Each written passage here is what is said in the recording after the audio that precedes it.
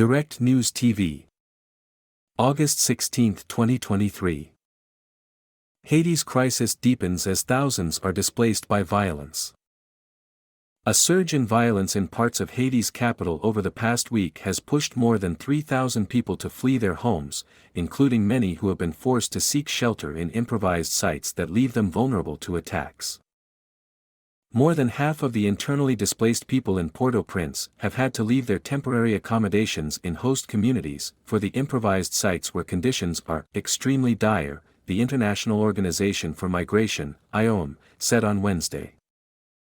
The agency estimates that nearly 200,000 people are displaced across the Caribbean nation, with the highest concentration in the capital, where fierce fighting between armed gangs has raged over the past several months and violence has skyrocketed.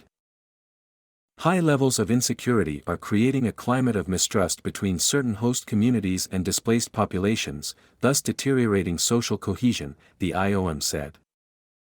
This situation is causing the displaced persons to leave the relative safety of these homes for improvised displacement sites where they are exposed to additional risks, including communal violence, sexual and gender-based violence, discrimination, and outright abuse.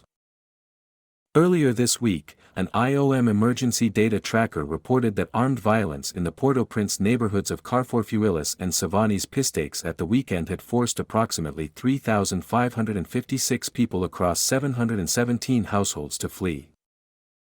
Most have taken shelter in local schools, the agency said.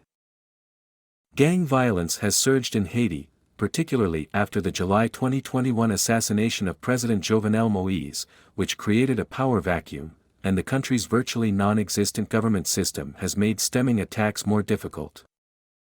The violence has impeded access to healthcare facilities, forced the closure of schools and clinics, and worsened already dire food insecurity by cutting residents of gang-controlled areas off from critical supplies.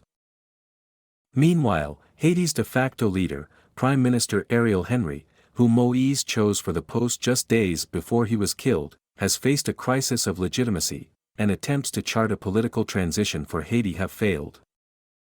The dire security situation is exacerbated by intense political deadlock, a dysfunctional judicial system, and long-running impunity for human rights abuses, Human Rights Watch said in a report on the crisis earlier this week.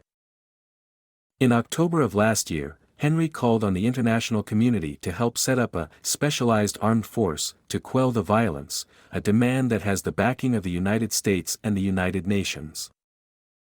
Some Haitian civil society leaders have rejected the prospect of foreign intervention, saying past deployments have brought more harm than good.